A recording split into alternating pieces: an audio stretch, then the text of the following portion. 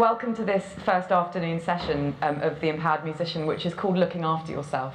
My name's Sara Mohr-Pietsch. I'm a broadcaster with BBC Radio 3.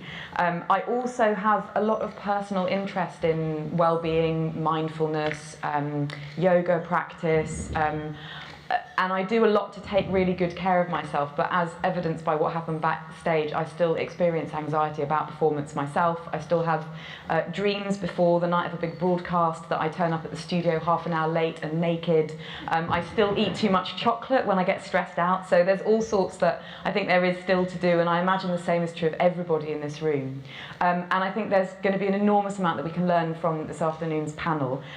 Right at the end of the panel is Rachel Jepson, who's a singer and songwriter herself and also a qualified counsellor, works a lot with musicians. Beside her is James Collins, who's a sports and exercise nutritionist. Michael Eakin, Chief Executive of the Royal Liverpool Philharmonic, and he'll be talking a bit about the work that they've been doing to support their musicians around well-being. And to my right are Dr. Alison Daubney and Gregory Daubney, who between them have been doing lots of really interesting work about performance anxiety. So what we're going to do is start off with them. They have a brief exercise for everyone in the room. Then we'll broaden out the discussion to talk not just about the performance, but about our lives as people working in music in general, more holistically, and what are the things that we need to do to take good care of ourselves, and what can others do to take care of us as well. And we'll also have lots of opportunities for you to both take part and also ask questions towards the end. As I know has been requested by other chairs today, keep your questions as succinct as possible and also as relevant to everybody in the room, given that there are lots and lots of different practitioners in the room coming from different perspectives and walks of life. And then at the end, we'll hopefully give you a couple of tips to take away with you for how to care for yourselves better. So let's begin with Greg and Ali. Okay, well, welcome to the session. I hope you can hear us. We were asked to just do something practical this afternoon, and what we decided to do is look at some of the things we've been doing with the fine folks from the ISM. Quick plug for one of our resources, which is called Play. And this came about through lots of work with musicians in different contexts, and we've been working a lot with music teachers in trying to help them to get psychological skills through teaching at all levels. And so we're just going to run through very quickly something that we can all do together, which is an exercise in multiple parts. Okay, so play is about you as performers, and oftentimes we can have difficulties reaching our optimal performance states, largely caused by the way that we're thinking. So we can have difficulty at times with handling our thoughts, and that can lead to problems with how we experience the world and how we emote about our music, and then how that comes through to our behaviours and our performance. So we're going to run through a little exercise now about handling your thoughts. So first of all, what I'm going to do is put up a list of sentences, and I want you to just read each one as they come up. And I just want you to listen to what your mind tells you as you read each sentence. Okay, so here's the first one.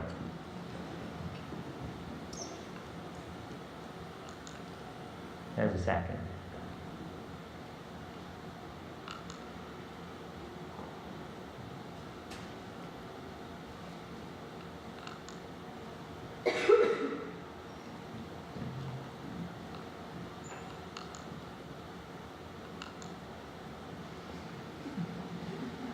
Good.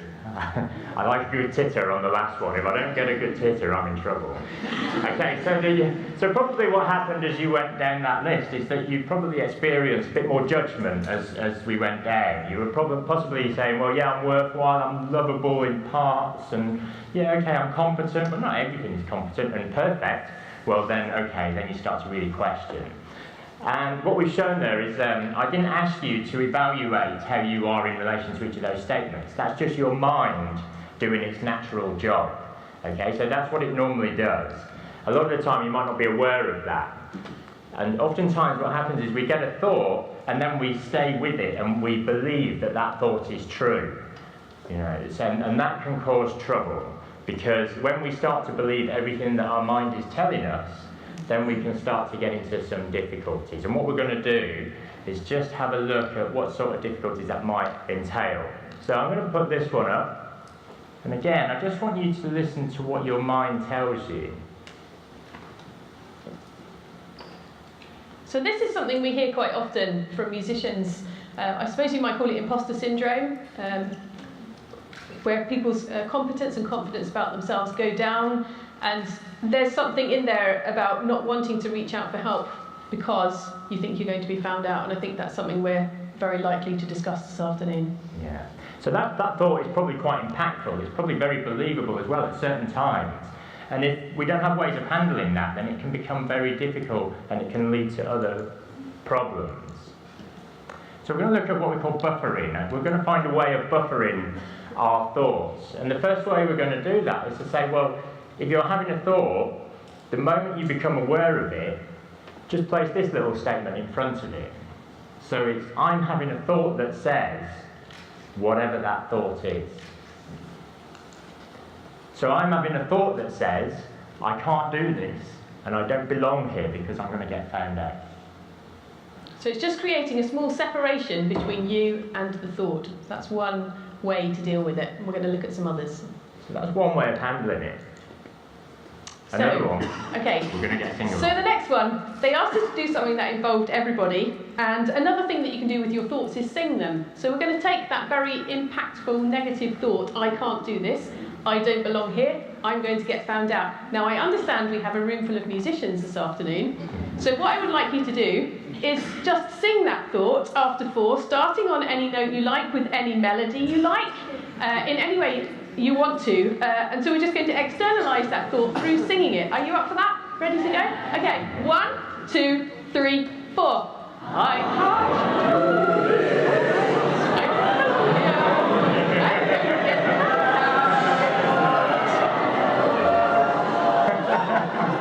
Okay, you enjoyed that a little bit too much. But the thing is, you know, from where I'm standing now, you are smiling, you are laughing, the thought and the power, the negative power in the words has somehow been disempowered by the fact that you were dealing with it in another way. But it's exactly the same thought. I can't do this, I don't belong here, I'm going to get found out. Okay. Okay, so maybe you just don't feel like singing on a particular day when you've got these negative thoughts. Don't worry. Don't worry, we've got something else. Right. So this time, if you're not really into singing, what I'd like you to do is just be a Dalek. Okay? So after 4, we're going to take that same thought, okay? And you're just going to say it as if you're a Dalek from Doctor Who. Here we go. 1, 2, 3, 4. I can't do this. I don't belong here. I'm going to get found out. And again, it's just another way of dealing with the thought and taking the same thought and kind of disarming it in a different way. Yeah, and this is really important because it's a very different way. We're not changing what you're thinking here. Well, you're still thinking the same thing. We're changing your relationship with how you cope with those thoughts. And we have a lot of negative thoughts per day. Estimates are between about 65 and 80% of our thoughts each day are negative in nature. And over time, that builds up and has a massive impact on people. I bet you're now sitting there going, 60 to 80,000 there, that's not right. Negative thought coming in. See?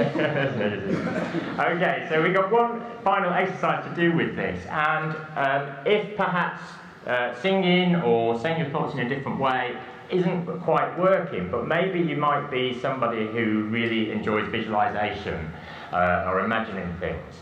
So what I want you to do now is to just close your eyes and stay with me with this, but just close your eyes and just stare into the darkness and just allow your thoughts to come and go as you've got your eyes closed. Listen to what your mind is talking to you about at this moment in time.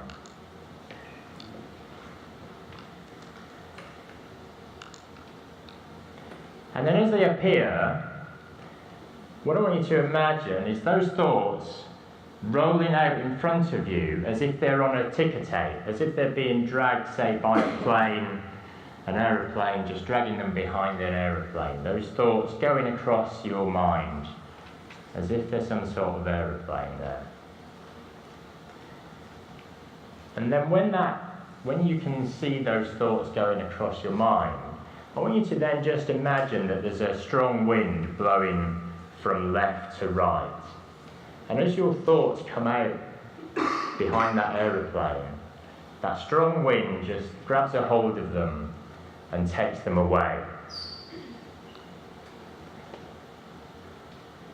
And just keep repeating that with the thoughts as they appear. And gradually over time, you'll just start to see that rather than those same thoughts having a big impact, that they're actually able to be taken away before you act on them.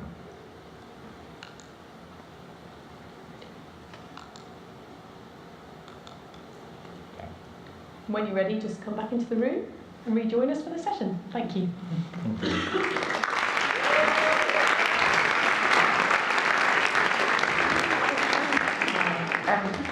Greg and Ali, thank you so much for that. I feel like the number of practical tips that we can get to help us become more grounded and more able to deal with life and all of the stresses and strains of life just kind of keep increasing. So the more ways we can find to distance ourselves from negative thoughts, the more ways we can find to take care of ourselves and each other and our bodies and our well-being, the better. And it is in everybody's interests. I was reading a statistic that the World Health Organization recently said that the cost to the global economy of depression and anxiety every year is $1 trillion.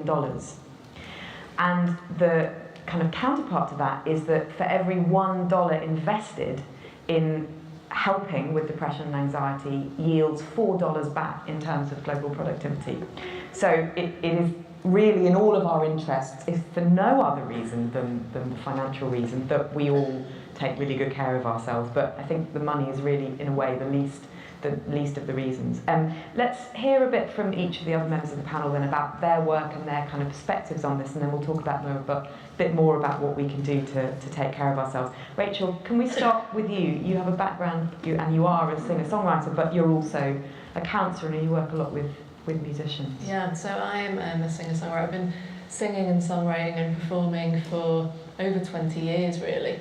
And when I was training to be a counsellor, I was thinking, well, there's a gap. There's stuff going on where musicians aren't really getting the help that they need.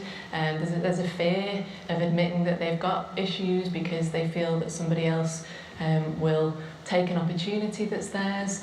There's that kind of culture of we can't show any kind of weakness. And I was surprised to hear a few weeks ago that sort of a head of quite a famous music school was telling students that if you've got any spare time at all, then you're doing something wrong. So you shouldn't be sat at home watching TV, watching Netflix and relaxing. You should be doing it, and if you're not, then there's something going wrong. And you won't get the opportunities you deserve, you won't get everything that you need.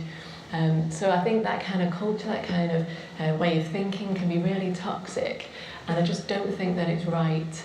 And I think that we need to talk about depression, anxiety, other issues that are going on to the point where there's no stigma and it's okay, and it's not a weakness to admit that perhaps you're struggling a little bit, and there is help and you can find it and it's all there for the taking. So I think that's kind of where we're at the moment. I feel like there's a raising of awareness of this kind of thing at the moment, which is really great, that more well-known musicians are talking about mental health in the media, which is brilliant, and it's kind of seeping through to other levels as well of success, and people really trying to make a career out of music are getting the signal that actually maybe it is okay that we can talk about this.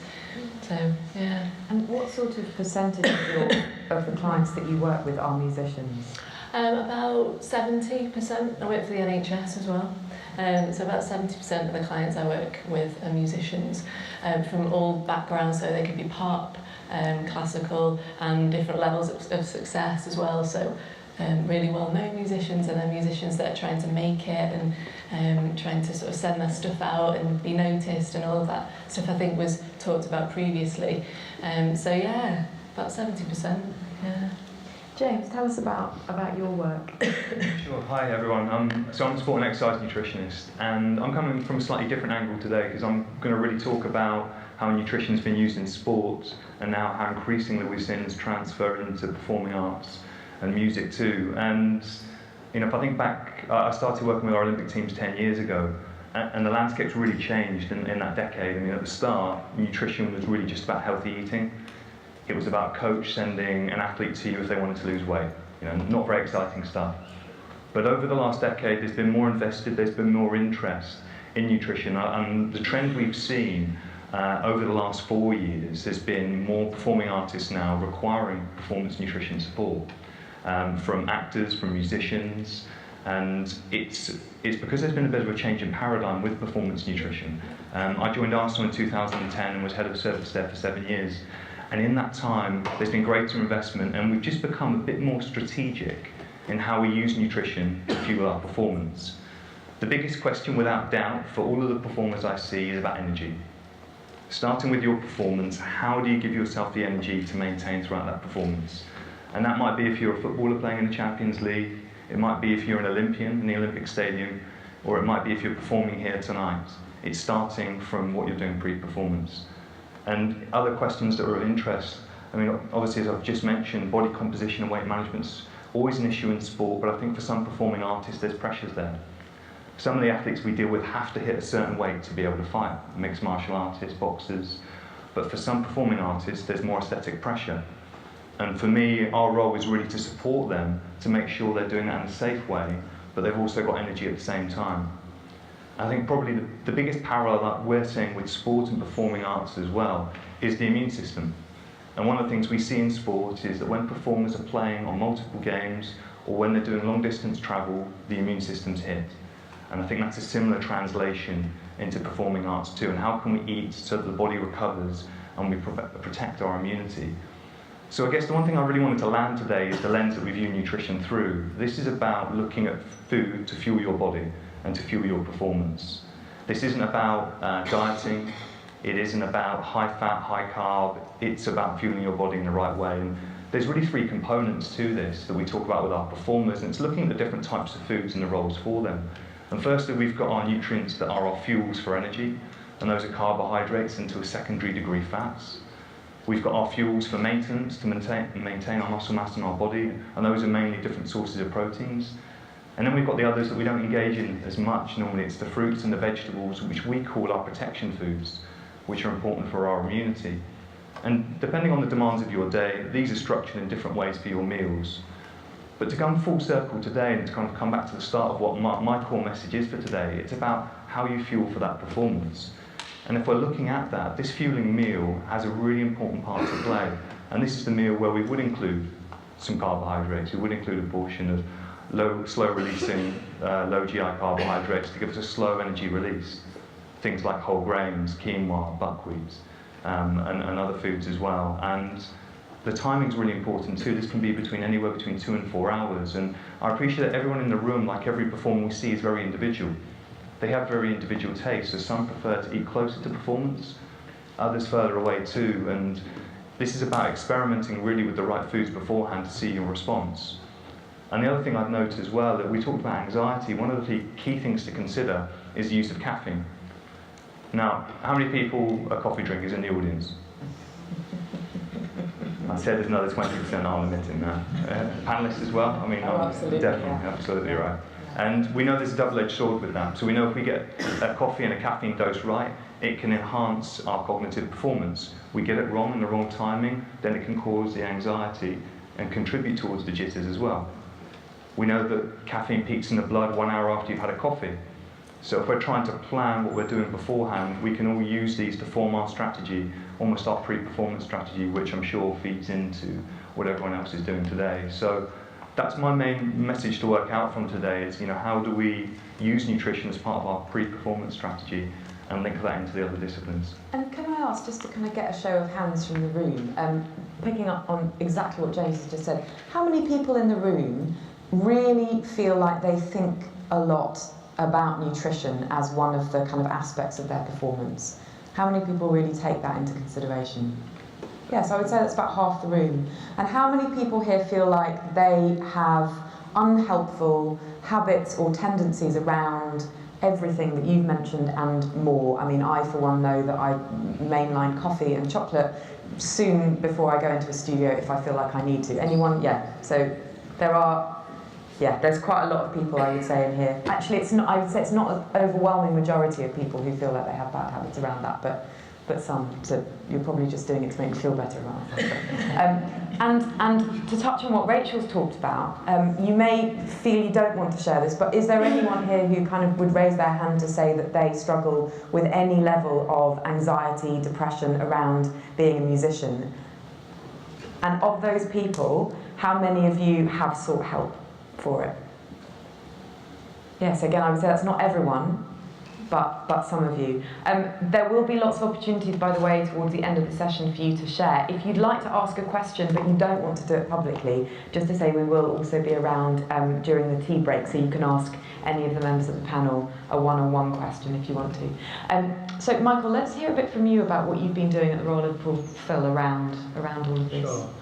I run an organisation that employs about 80 musicians on the payroll and also works with many more freelance musicians. And over the last couple of years we've been thinking, I think, or trying to think more strategically and holistically really about how we support our talent, our musicians, around health and well-being. And you know, James has drawn the parallel with sport, and certainly we look at elite sport and see how important these questions have become for any elite sportsman or woman over the last couple of decades.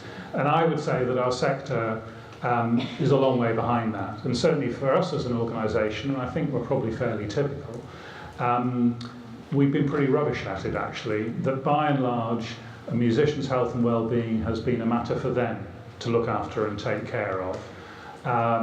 We're quite good at reacting. You know, if somebody gets a physical injury or is really struggling with a mental or psychological issue and are prepared to say it, and that's a big question, then on an ad hoc way we've been good at helping people, but we've not been good at thinking about how do we address it before it happens. And a key driver for us is obviously as a good employer, we want to look after our people, but of course the proposition is that if we have musicians who are healthy physically and mentally, are looking after themselves, are feeling looked after, are being supported and developed, they will be better musicians, our orchestra will be a better orchestra, we will be delivering better artistically and delivering the things that we want to do. And you know, we can talk more about it, but there have been a few key elements, I think, to what we've been doing. The first is around rethinking our relationship with the musicians in our orchestra from an orchestra management point of view. And anyone here who's been in an orchestra, I think will recognise that it's quite easy to deal with an orchestra of 80 individuals as a kind of big mass, a big group. It's harder to deal with people as individuals with their own individual needs, issues, challenges, etc., etc. And so we now have regular appraisals with each of our musicians. We will sit down and we'll talk about how things are going, how things are not going so well, what development they would like to get involved in, how they would like to take their career forward, and we will try and respond to that on an individual way. So rethinking that's been important, and from that, really encouraging our musicians to develop their practice in different ways. So, you know, one of our musicians was interested actually in folk music and developing his practice in that. We paid for him to get some folk music training and coaching. Because that reflects back on how he feels about being in the orchestra and how he performs as a musician with us.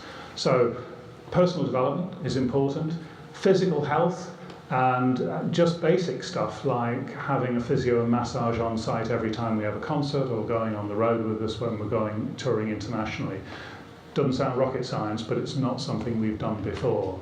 And this is about trying to prevent injury and help people think about injury before it happens. Injury screening available as a matter of course for all of our musicians. Work on mental health. So we brought sports psychologists and psychologists used to working with musicians, working confidentially one-on-one with several of our musicians. Again, I know that for some of those musicians that's been transformative. And then finally, we've got a research and evaluation program going on where we're looking at the program with external academics and support to really kind of learn from what we're doing and obviously build on that as we go through. I'd say a key part of it is us as the management of the organisation having a real change in mindset, but also critical is the musicians themselves contributing. It's still every individual's musician's responsibility to think about their health and well-being, and it's our responsibility to help them think about it and to support that. And I think we may talk about this a bit more. Actually, it was great to see so many hands going out there, but I think still within many orchestras there is still a culture of people not feeling comfortable speaking up if they've got a challenge or a problem, even to colleagues, never mind to us as management.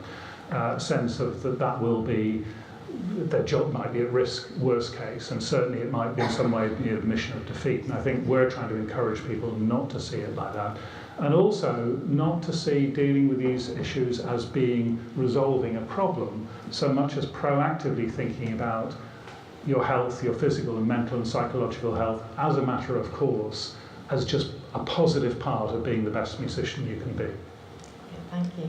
I'm curious actually from what you just said and from your perspective of, you just mentioned the orchestral sector, but more broadly I'd like to hear from everyone about why is that a lot of these issues around depression and anxiety and not taking care of oneself have arisen in the music industry. What's the sort of, I suppose, what's the background that we're going to start trying to build on now in what we're talking about with well-being? Why is it that the sector has that problem? I mean, these guys might have a better view, and certainly you may do. But I think partly we're a small business. A lot of people are, in effect, sole traders. You know, they're individual musicians, they're freelance musicians, or they're in bands or whatever. An organisation like mine is quite unusual, in having a sort of big infrastructure around it. And so I think people just having that support is quite difficult. And it is an industry where it's always about the next performance or the last performance, and there's just been this kind of culture, I think, of silence. So I think it's partly difficult for people to know where to get the help in the first place. And as I say, I would argue that our industry has not been helpful in that regard. Rachel, what's your perspective on that, without breaking any client confidentiality?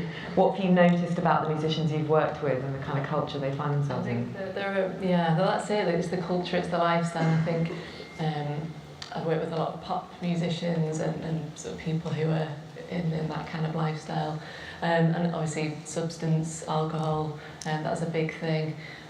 It's the lifestyle that they're in, so they find it really difficult to get out of that because everyone's encouraging them, and it's just how it is when you finish your gig or you're on tour, to drink, to take drugs, to relax, so that you are relaxed, you are in a state where you can go on the next day.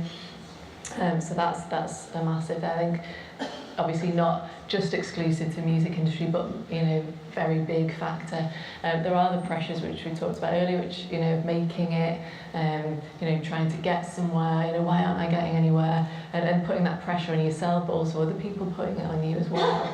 So seeing other people doing well and sort of comparing yourself, I see a lot. Why are their band doing well when I'm not? And I've always put so much effort in. So there's all that sort of element of putting a lot of pressure on yourself. Money as well. So musicians aren't getting paid what they should be getting paid. They're owed money. I've had a few clients that have said, I've worked for an orchestra for a couple of weeks and I haven't been paid, and it was 6 months ago, and just getting money from people, unions not really doing possibly what they should be sometimes in helping them. So yeah, there's a lot of things which are exclusive to music which don't really happen a lot in other industries, possibly other creative industries, but that's what I see, and so many more besides age as well being a factor. So people being told that if they haven't made it by a certain age, then they're going to find it really difficult, so they're putting loads of pressure on themselves to get somewhere by a certain age, and then they feel too old, they're getting told they're too old, younger people are getting chosen for things. So I think some of it is just bad stigma and not actually true, and some of it is, so it's just, I guess, deciding and identifying what parts of that is true and what parts to hold on to. And yeah. And a lot of that speaks to what Alan and Greg, what you were talking about in terms of the kind of thoughts that that performers can have about themselves. And I suppose we're talking a lot about performance here, but I do just want to be really clear that performance relates to everyone involved in the industry. It doesn't just relate to the people actually on stage, performing themselves. It relates also to everyone involved in making a performance happen. What's your perspective, Ali, on what we've just been talking about? Education, actually, because something that just struck me that I'd never really thought about sitting here is that you guys are really successful by the fact that you are here, and so many musicians of all ages, who I've worked with through my career in primary schools, secondary schools, universities. Education doesn't really lend itself right now to anything other than pass and failure. And so that's a kind of general thing across education. And so what I'm really saying is there are so many musicians who I've seen who have kind of fallen off along the way, actually, who I think there's something around the perspective of what is it to be somebody who can think and act musically, and we've got quite defined ways in which we look at that, and a lot of people will look at that and go, actually I don't really fit into that, therefore I'm not a musician. And so somehow along the way, they kind of fall off the sides of things. And so I think there's a lot of work to be done right through education, actually supporting people better to get what they want to out of music education and music into the music industry in all sorts of ways. Greg, did you want to? Yeah, I mean, for me, I was just thinking really more about the way that a musician's life is often very individual life. It can feel sometimes quite solitary with the amount of hours of practice and that constant reflection on yourself, the individual. That oftentimes it's very difficult to take that step back and have a look at what like a wider picture. And the influence of the environment surrounding that individual. So, for example, we're looking at mental health and health and well-being, but that's also impacted by whatever else is going on within that musician's life, within that individual's life. And oftentimes it's very hard for individuals themselves to come out of the whirlwind of where they are at the moment. It can often feel like a maelstrom, and taking a step back is often a very difficult thing to do, and it's that element of relatedness to the world around us that we often don't have time to take stock of. That's quite a big thing I see, with musicians. Yeah. And I think that's why the kind of range of people that are on this panel in and of itself speaks volumes about the importance of the kind of holistic picture, that it's not just about identifying a problem that you have around stepping on stage and performing and being at your peak performance, but around everything that's going on in your life as a musician. And it strikes me in what we've all said, because I want to kind of turn from the negative to the positive in a way, that we're looking at a bit of a paradigm shift around how we culturally consider musicians and artists and performers to be, that we're moving away from all of those notions of the tortured artist, with a cigarette between their hands going, oh my God, frantically writing or going off stage and getting drunk and having all sorts of, I suppose, mental and physical habits of the opposite of well-being, that in order to be a good creative you have to not take care of yourself, and that actually we're really starting to see that is not true, that as a creative you have to take care of yourself, possibly even more around the edges of performance, impostor syndrome you mentioned, all of those kinds of things.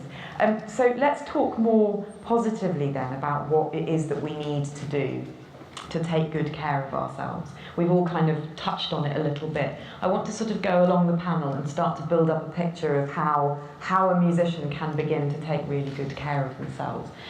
Ali, let's start with you. Can I just ask quickly for a show of hands of people who either work with other musicians, work as a teacher or work as a mentor at all with anybody of any age in music?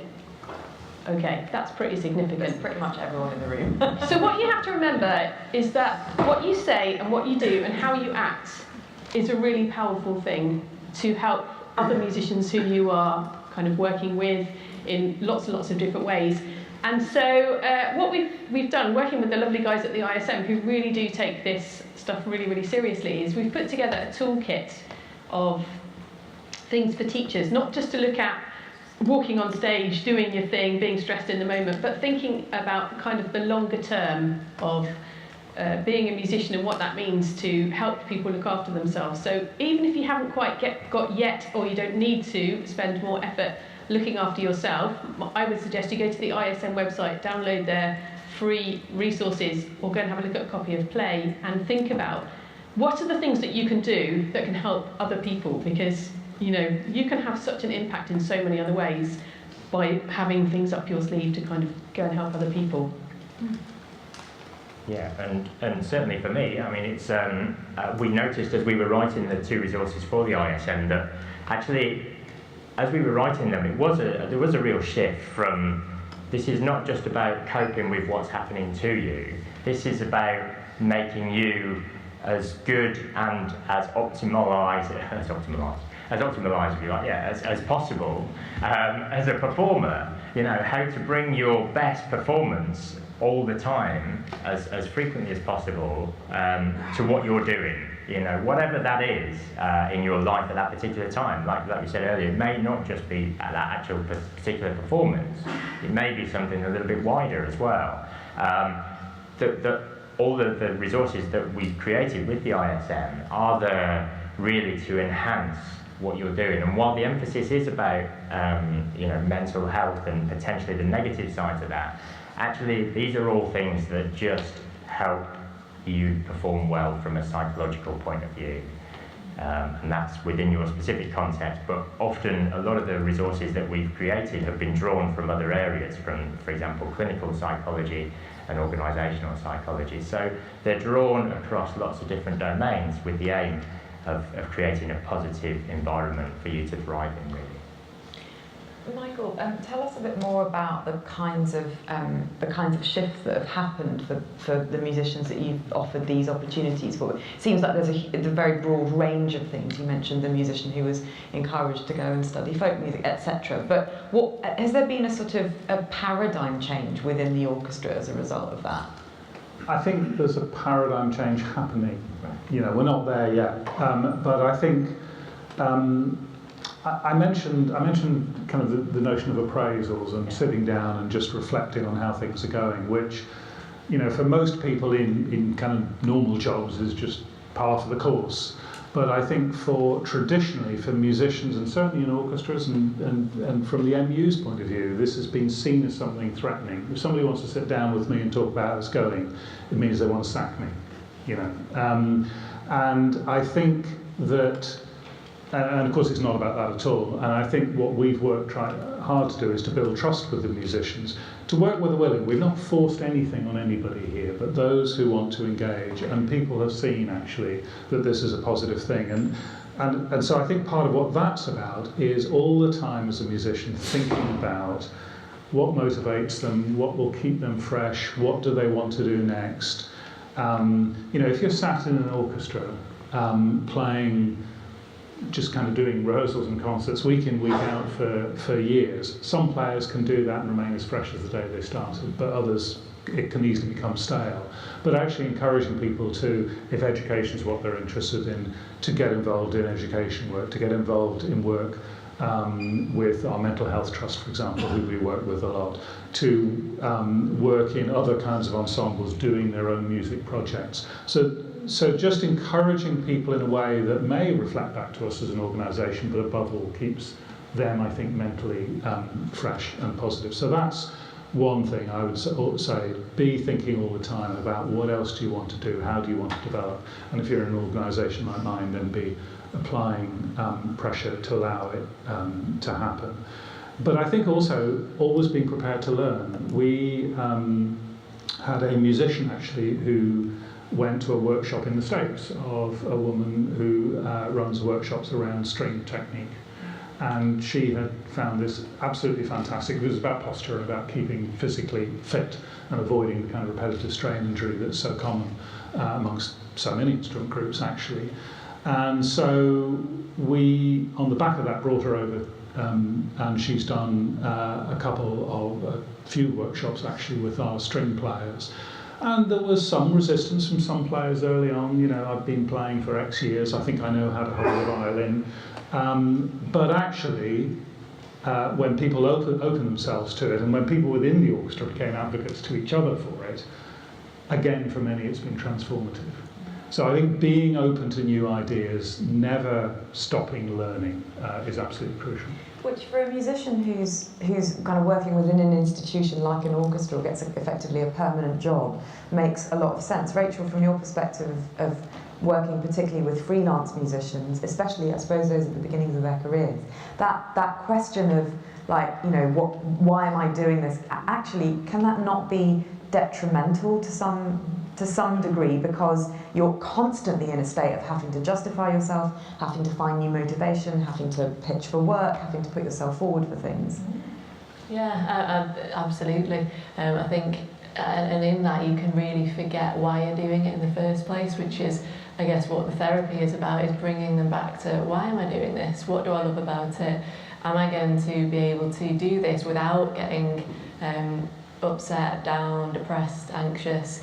And if I can't, then why am I doing it? So I think that is a massive thing, really. And obviously, you know, there are still pressures, even if you have thought about that and think, well, yeah, I do want to carry on and I do love it, and I'm going to try not to get so depressed and anxious, but actually there are still loads of pressures. So I think just really, I know it sounds really obvious, but just talking just more and more about things and letting it not become this big stigma where, you know, you're weak if you've talked about it, or someone else is going to take your place because, you know, they haven't shown that they're anxious. And, you know, just having that support, I think it's really great that these one-to-ones are happening where, you know, you're checking how musicians are, and it's just brilliant. We just do more stuff like that. I think it could just be so helpful to everyone. And James, your perspective on the kind of holistic health of the individual, not just to do with their performance, but how they take care of themselves outside of performance as well. Yeah, absolutely. I mean, again, going back to what we learnt within sports, there's a thing we were talking about before, and we were talking about culture change. And it didn't happen overnight within sport, and this is the access for services. And I think as we sit here today with a lot of, for example, a lot of football teams, you'll have a multidisciplinary team around an athlete. So you'll have psychology, you'll have a physiotherapist, you'll have a doctor, you might even have a biomechanist, and all these other services, and they talk. And that means that the athlete gets looked after and there's this team around them. But it didn't used to be like that. You know, it used to be, again, going back to 10 years ago when we were first into a sport, if you were going to go and see the psychologist, you were a bit crazy. If you're going to see the nutritionist, there was perhaps an eating disorder. So it took us a while to break down those barriers. And it really started with finding a few of the strong individuals in teams.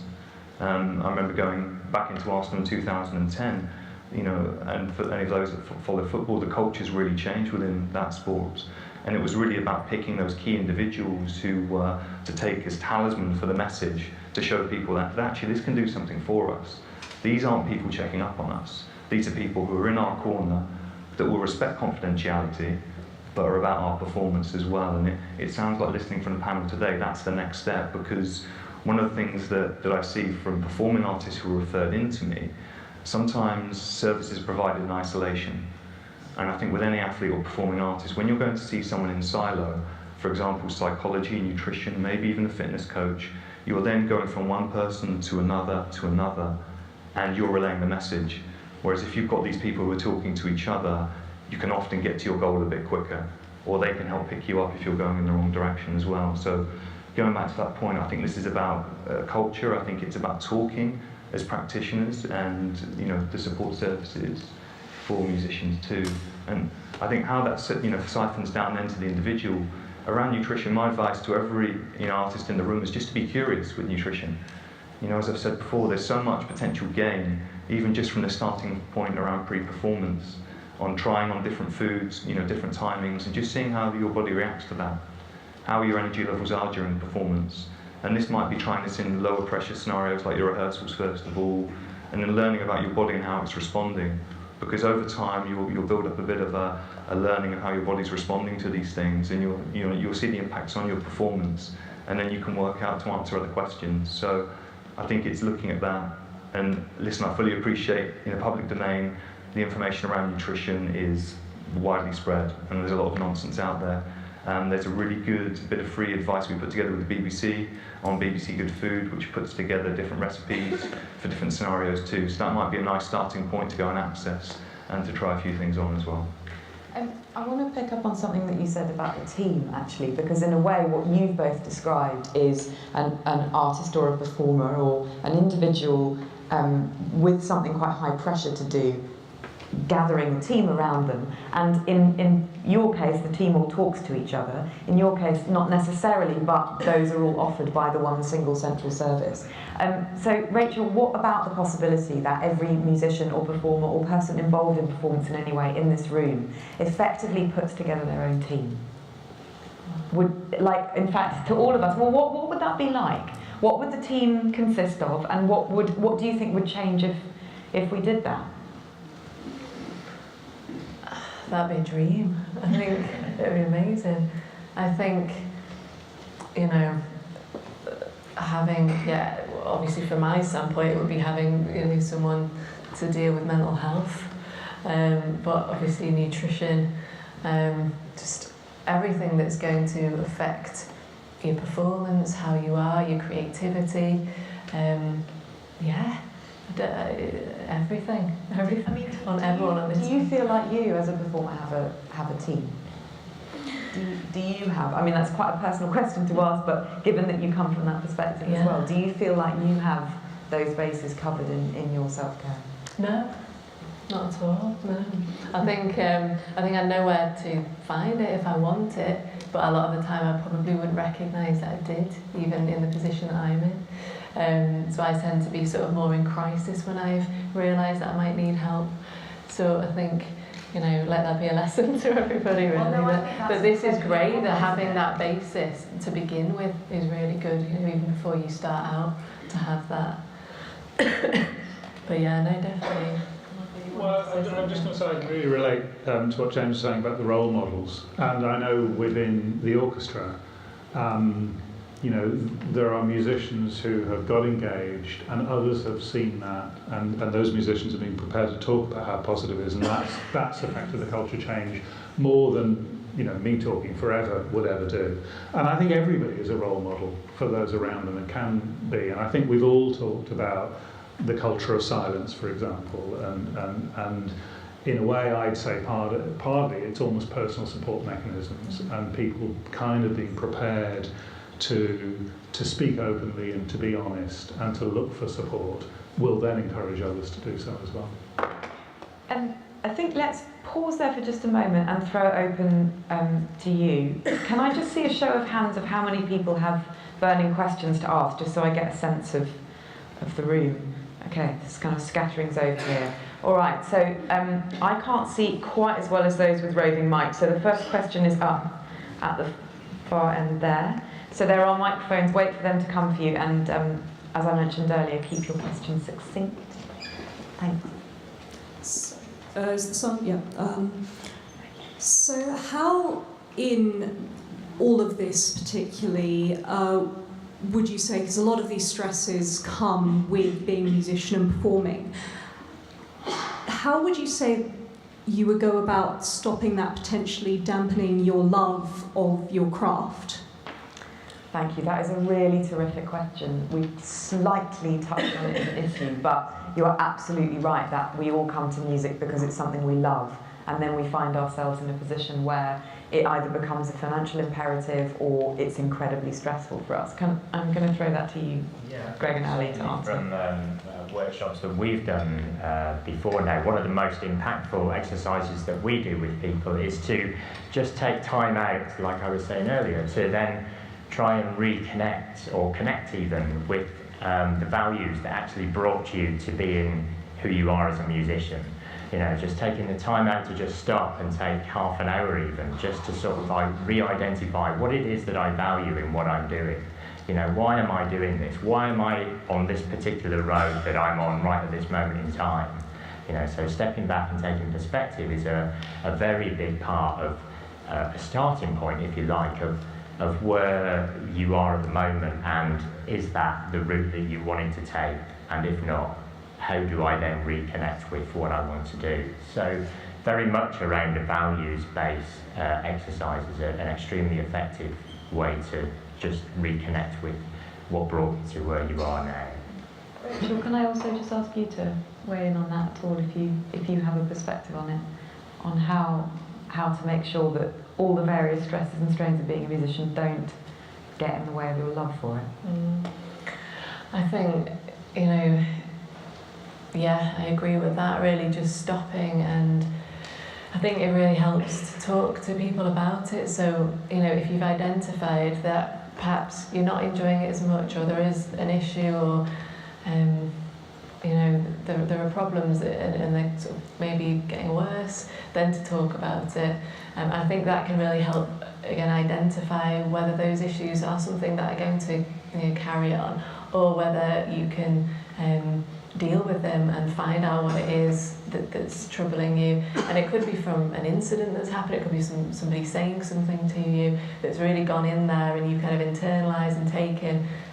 So I think just stopping and remembering that, again, you know, you loved this once, and you know, you may still do. And it's really easy to say, you know, try not to let things bother you. But I think, you know, what I was saying earlier about, you know, people saying, well, if you're at home and you've got spare time, then you're doing something wrong. When actually, you know, what's wrong with just having a couple of hours just to watch Netflix and just, you know, be with yourself for a bit and not let all the stuff come in, and just, you know, be yourself.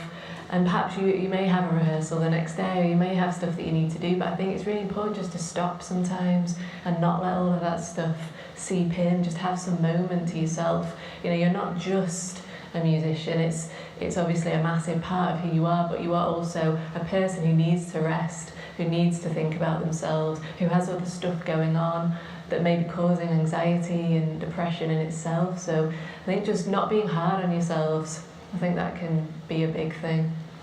Thank you. Okay, let's have another question. There's one over here. Yeah. Hi guys, my name's Mary. I just wanted to share something that's not a question.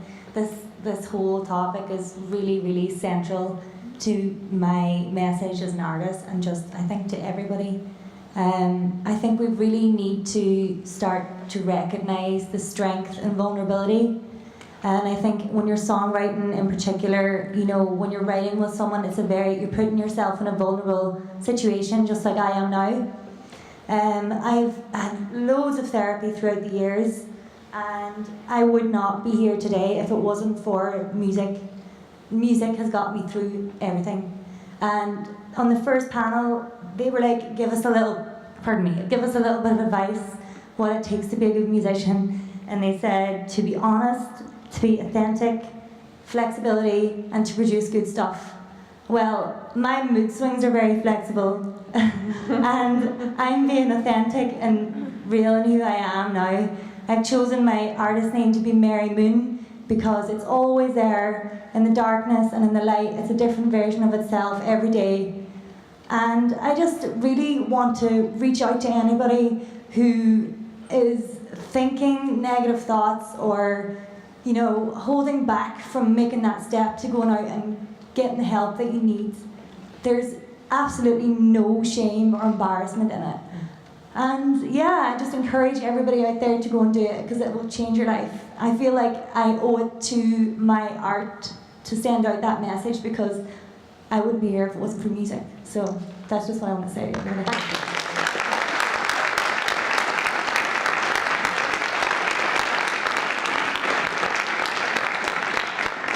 We've got time for just one more question, which is right at the back there, and then we need to wrap things up. Yeah. I'd like to put my money where Mary Moon's words were, that music is an enormous help to you. But there are things that can happen to you which stop you doing the music. I had a stroke a few years ago, and I could no longer read key signatures. I couldn't remember my surname. I couldn't remember what day I was born in. I especially couldn't remember the key signatures, because that meant I couldn't read music properly anymore. There was nothing I got from the hospital that really helped me about this at all, and I was discharged after 5 days because there was no significant physical injury. It was just that my mind had gone. So I struggled away with my music. I started reading through Brahms' Second Piano Concerto because I thought that would be really, really challenging for time and key signatures. And I finally got there, and I feel now like a normal, more or less semi-sane musician again. But it would have been wonderful if I could have found some more help that would have helped me with my musical problems and the psychological problems I had to try and regain my musician self. Any ideas?